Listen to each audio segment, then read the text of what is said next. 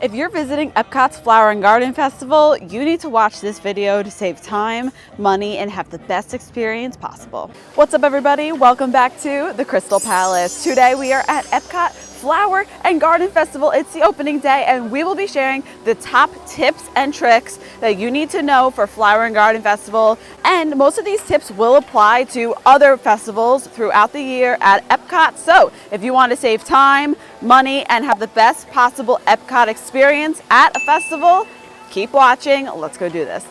And the very first tip is going to be make sure to grab your festival passport on the way into the parks. Now, this is going to be your complete guide to the festival food. If you want to do any of the strolls, like the cookie stroll during the holidays, or for Flower and Garden, it's going to be the garden graze, you will need this passport book, and it also makes a really fun free souvenir. So as you can see, this will be filled with every single food booth special to the Flower and Garden Festival. So it's really great if you wanted just a quick pocket guide without having to use your Disney app and waste your battery on your phone. That's why I love having this here. But another good tip is to kind of scout out the food before you come. So you're not wasting time standing here looking through all the menus, because there are so many different food options and drink options for the festivals. This year is over 60 just new items for the Flower and Garden Festival. So as you can see, there are so many opportunities. If you want to scout out the menus before, that would be a good idea. Kind of make a list. That's what I usually do before I come to the festivals, plan what I want to get, so I know exactly where they are, what I'm going to be eating before I come, to not waste any time. And if you want to check out those menus, we have them all on themeparktoday.com. I'll link it in the description right down below. So if you ever happen to be coming to a festival on opening day, know that the merchandise line is going to be absolutely crazy. Look at this. This is all just to see the merchandise and get into the creation shop. This, on a normal day, and if you're like months into the festival, it definitely won't be like this, but a lot of people want to get their merchandise early. So if you ever see the line like this, just wait a little bit. Later in the day, there won't be a line at all. If you do buy the Disney Photo Pass service, they'll have a lot, like Epcot and all the Disney parks are always filled with Photo Pass photographers. So someone in front of the cool topiaries, like this awesome Figment. Figment is an old topiary, but they moved him into this new Dreamers Point spot, which is so beautiful actually. So this is a great photo op. So if you have that Disney Photo Pass, make sure to take advantage of it. And the line right now is pretty long. It's going to be long in the morning. Like I said, kind of similar to the merch. It'll go down throughout the day. If you looked at the food menus and maybe trying festival food isn't your thing, then Flower and Garden Festival has more to offer, like these amazing topiaries. It's really fun to take a look around the park, stroll around and check them all out, take some pictures. Like, look how cute they are. I feel like sometimes they can get overshadowed by all the food options, but I like taking some time to look at the flowers and of course the topiaries. For the 2024 Flower and Garden Festival, there are 3 new sets of topiaries. Right out in the front, we have our friends from Wish, we have Groot from Guardians of the Galaxy, and also Miguel over by Mexico. So be sure to check out those new topiaries, and the Groot one is so amazing because they're playing our favorite Guardians of the Galaxy hits. The little wheels are spinning on the cassette tape, and he's so cute. But I'm also biased because I love Groot. Guardians is my favorite. So be sure to take a picture and check out the new topiaries for this year as well. If you're really into plants and gardening, you're gonna love Flower and Garden.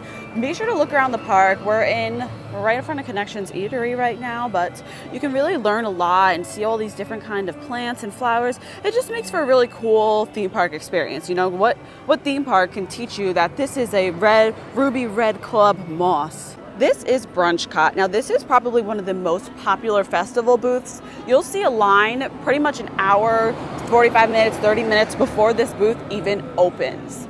So now it is important to know that the festival booths do not open until 11 a.m. So if you get here and you're expecting to have Brunch Cot avocado toast for breakfast, you're not getting that until 11 a.m. And 11 a.m. is too when the crowds start to get more, because one, it's later in the day, people are waking up late, and people know that the festival booths don't open until 11. So if you're coming for the Flower and Garden food, you have from park open until 11 a.m. to wait for these booths to open. but this is definitely a very popular booth. I highly recommend the avocado toast. It's delicious year after year. The fried cinnamon roll bites are delicious too. And I love the Fruit Loop shake. I love the peach Bellini. This booth is definitely Krystal Palace approved. This is the Farmer's Feast booth. Now this booth is interesting and definitely worth mentioning because they have 3 different menus throughout Flower and Garden. So from now, February, until the end of May, they're gonna change the menu. Another very popular and fun activity for Flower and Garden is the butterfly landing. Now this does get crowded. It's very popular. You might see a line sometimes because look how fun it is. You can see all these beautiful butterflies. So maybe do try to do this in the morning before the park gets super crowded midday. And they also have really cool facts around here. So it's kind of like an educational experience too if you're coming to Epcot with kids. Wow, look how many there are over here. I've never seen so many. All right, the last few times I've been to Epcot, I've been trying to meet Figment, and the line is always so long. So let's try again today. Let's see if we can meet this guy, huh? All right, this line isn't too bad. It's a little long. I don't know, should we do it? 10:30, I want to wait for the festival booth outside the land to open, so we might as well just wait here for Figment. There he is. Yay, Figgy. Woo! Hi, Figgy, come on. I'm so happy to meet you. Yay! Oh, thank you. Like my outfit? I like your outfit. You look great. Yes. You guys, we finally did it. We met Figment. Let's go. Oh, I feel like my Epcot bucket list is complete now. We finally met Figment. Yay. So that was kind of a waste of time. The land cart isn't going to open at 11. It's 11:07 because they don't have the registers. So kind of going to tweak our plans a little bit. We're going to grab something in Connections, or maybe I'm going to get something at Brunchcott if the line's not too long. Oh, I was going to grab that. It was going to be perfect plan, but that's all right. We wasted a little time, but this could happen, you know? Technical difficulties, the booths might not open at exactly 11, so you just got to be flexible and have a plan B. Since Connections Eatery has opened, they have had some options for festivals in here, and what's really good about that is that you can actually mobile order your festival food if you get it from Connections, so that can save you some time. Also, it's nice and cool in here, it's a big space, and they have chargers, so see, I'm charging my phone, getting refueled, and I'm ready to go.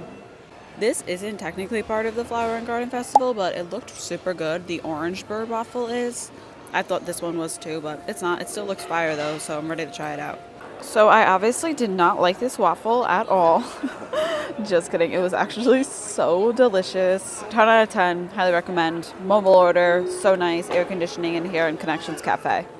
Here is where they actually make the waffles too, so you know they are super fresh. Look at them making them. So good. The other waffle that's for Flower and Garden, the orange bird waffle, comes in a plastic bag. So at least this waffle, you know, is like super fresh. They're literally making them right there. So this is that land booth right there. It looks like a really nice new booth. This whole booth is new for this festival. It's 10:50 and it's still not open. Unfortunately, I was really looking forward to trying it out. As of the recording of this video, they actually closed off the way to get to the World Showcase this way. So we're gonna have to go back around, go through Dreamers Point to get over to World Showcase. But who knows, by the time you come, they might be all different. All of this Epcot construction, it never ends. So we saw before the line for the creation shop, but they do have festival marketplaces throughout the festival, which is pretty cool too. So if you don't go into the store to get your merch, you can find them around the park. I'm not sure what the PB&J garden is, but I need it in my life because I love PB&J. And I love Uncrustables. Okay, Uncrustables, they got themselves a little sponsorship over here. They put some, what is a jelly's favorite insect? A peanut butterfly. They should give us some free Uncrustables if you're having a PB&J garden in here. For Flower and Garden, they put these floating pots, flower pots, in the water, and it looks so nice. So be sure to snap a picture of it. It's only special for Flower and Garden Festival. Here is the violet lemonade I got from Pineapple Promenade. Now this is a fan favorite. I've personally never had it, so I'm gonna let you know the real tea, if it's actually good, worth it or not. Fun fact, this is an edible flower grown in the land pavilion. So if you go on the ride Living with the Land, that's where they grow the flower. So it'd be cool to say, you know, I went on the ride and I ate a flower from it. Let's try this out before it melts. Okay, yeah, that's pretty good. It's lemonade, but it's kind of like better than regular lemonade. It has like a little violet flavor, but it's not too like a flowery taste. Should I eat the flower? I ate a flower. I did that for you. And the flower is not the best, but I got something to wash it down with. It's a little small too. I thought it was bigger, but it's good. It's refreshing, especially on a warm day, a little slushy. Krystal Palace approved. Great tip, if you want to save some money or maybe budget, you can get one of these Flower and Garden, or they have them for all the festival, gift cards. You can wear them around your wrist, so it's super easy to pay. You don't have to fumble for your card or cash or anything like that. But the money saving tip here is, well, it's not really money saving because you're still paying, but you can kind of budget your money. If you put $100 and say, okay, I'm only going to spend $100 on the Flower and Garden booths, this is a great way to do it. And of course, it's just a regular Disney gift card, so you can use it not just at the Flower and Garden booths, but everywhere. So a good tip for Flower and Garden is this booth, Trowel and Trellis. See, there's like no line at all.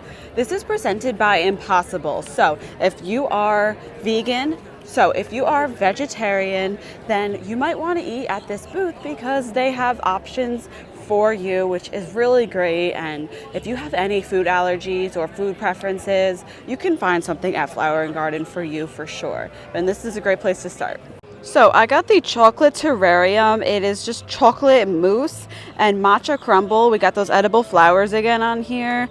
I'm excited to try this one out. I'm not sure what I'm gonna think of it, but I thought it'd be really fun to try. It's like wet down in the soil. I'm not sure why. It's like watery. Oh, I like this. Yeah, definitely some crunch in there, but it kind of tastes like the Carvel crunchies, so we love that. The matcha on top is not overpowering at all. I was afraid it was going to taste like grass or like dirt. I actually grow these edible flowers in the land pavilion.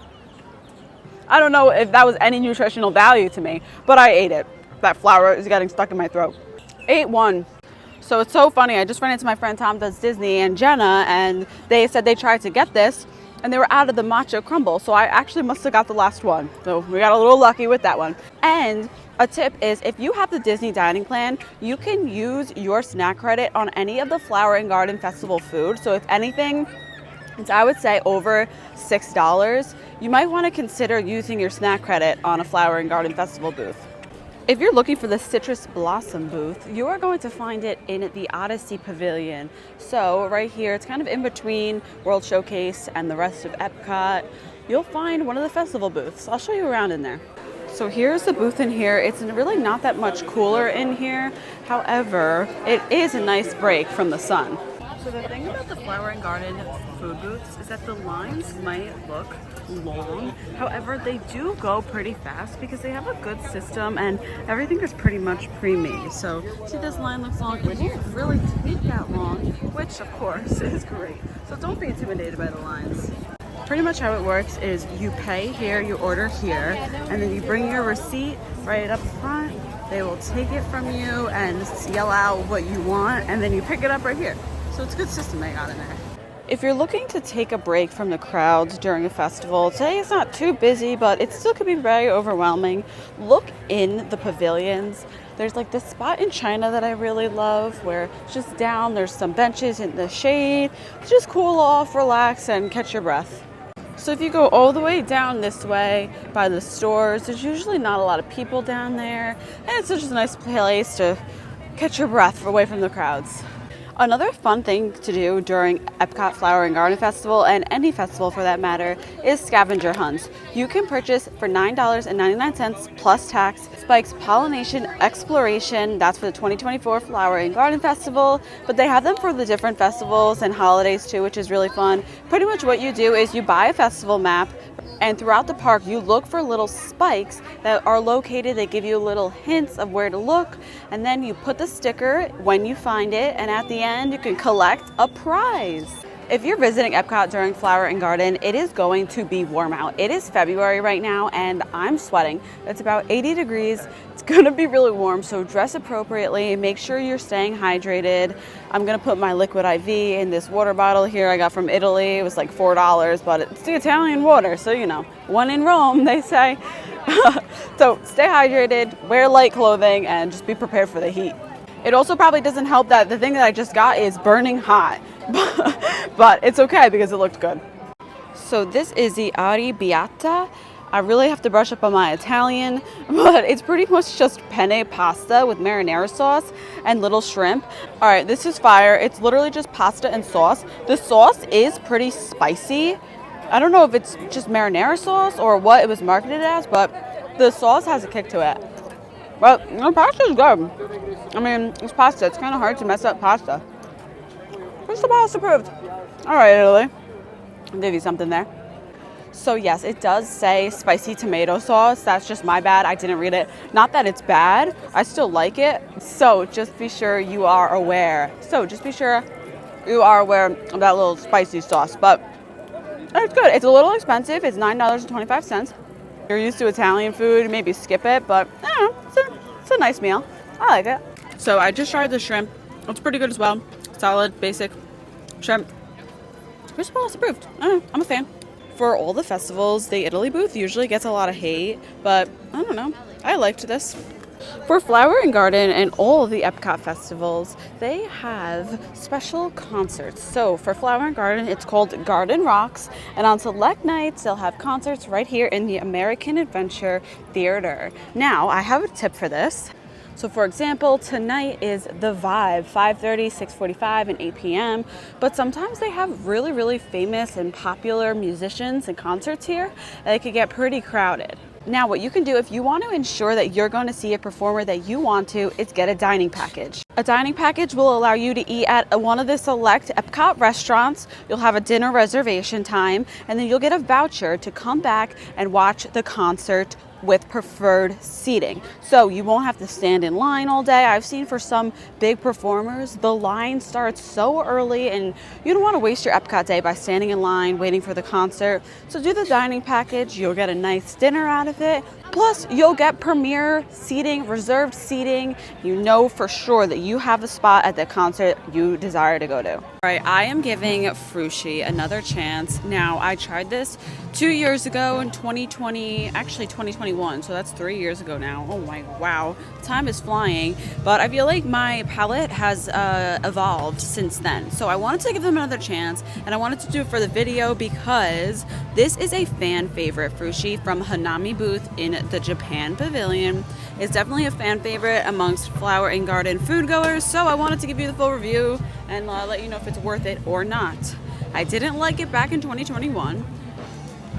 I would like to like it because I like fruit. Like, I think it's fun. Like fruit sushi, I don't know.